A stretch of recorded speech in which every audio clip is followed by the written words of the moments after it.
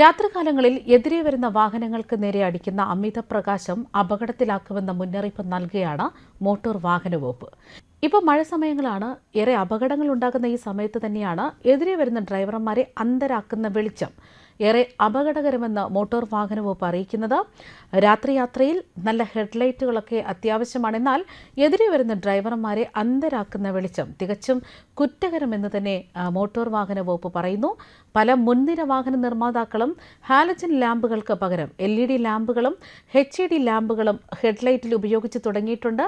വാഹന ഉടമകൾ headlight റിഫ്ലക്ടറിലെ halogen ബൾബുകൾ നീക്കം ചെയ്ത് അവിടെ നേരിട്ട് LED അല്ലെങ്കിൽ HID ബൾബ് ഘടിപ്പിക്കുമ്പോൾ പലപ്പോഴും മറ്റ് വാഹനയാത്രക്കാർക്ക് ഇത് ഏറെ ബുദ്ധിമുട്ട് സൃഷ്ടിക്കുന്നു. ലാമ്പ് മാറ്റിയിടുന്നത് ഹെഡ്ലൈറ്റ് ഫോക്കസിംഗിൽ മാറ്റം വരുത്തുകയും അതുവഴി വെളിച്ചത്തിന്റെ തീവ്രത അല്ലെങ്കിൽ പ്രസരണം എന്നിവ മാറുകയും ചെയ്യും. ഇതുവഴി ഹെഡ്ലൈറ്റ് ഡിം ചെയ്താൽ പോലും എതിരെയുള്ള വാഹനങ്ങളിലുള്ള ഡ്രൈവർക്ക് ഒന്നും കാണാൻ പോലും പറ്റാത്ത ഒരു ഡാസ്ലിംഗ് ഉണ്ടാകുന്നതായിട്ടാണ് മോട്ടോർ വാഹന വകുപ്പ് പറയുന്നത്.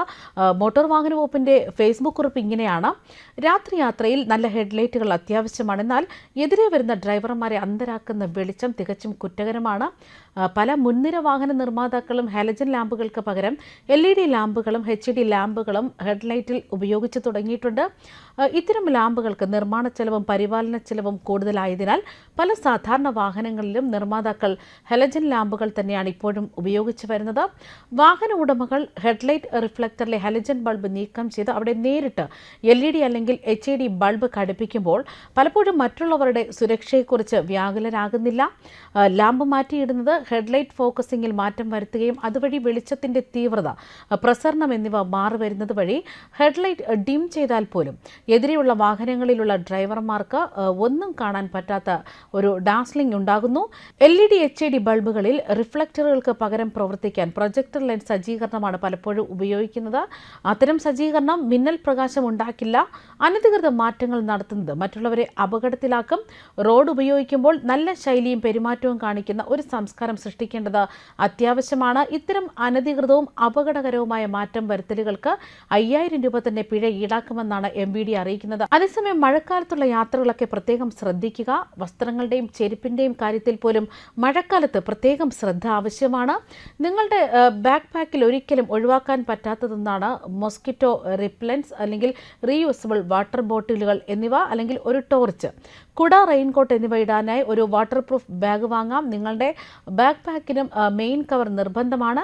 ബാഗ് നനയാതിരിക്കാൻ ഇത് ഉപകാരപ്പെടും. ഫോൺ അല്ലെങ്കിൽ ഇയർഫോൺ, സ്മാർട്ട് വാച്ച് എന്നിവ വയ്ക്കാനും ഒരു ചെറിയ പ്ലാസ്റ്റിക് പൗച്ച് വാങ്ങിക്കാവുന്നതാണ്.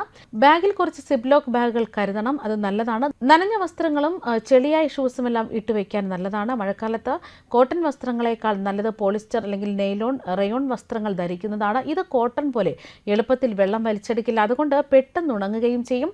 വെള്ളത്തിൽ ചവിട്ടി പെട്ടെന്ന് വഴുതി വീഴാൻ സാധ്യതയേറെ. അതുകൊണ്ട് പ്ലാസ്റ്റിക് ചെരുപ്പോ അല്ലെങ്കിൽ ക്രോസോ ധരിക്കുന്നത് നല്ലതാണ്. ടർക്കി അല്ലെങ്കിൽ ടവലുകളെക്കാൾ ഏറെ അനുയോജ്യം മൈക്രോ ഫൈബർ ടവലാണ്. അതും ബാക്ക് പാക്കിലൊക്കെ വയ്ക്കാം. അധികം തണുപ്പുള്ള സ്ഥലത്തേക്കാണ് പോകുന്നതെങ്കിൽ ജാക്കറ്റ് അല്ലെങ്കിൽ ഗ്ലൗസ്, തൊപ്പി എന്നിവ മറക്കരുത്. തെർമോ ഫ്ലാസ്കും ഇങ്ങനെയുള്ള യാത്രകളിൽ ഏറെ ഉപകാരപ്പെടുന്നതാണ്. ന്യൂസ് ഡെസ്ക് കർമ്മ ന്യൂസ്.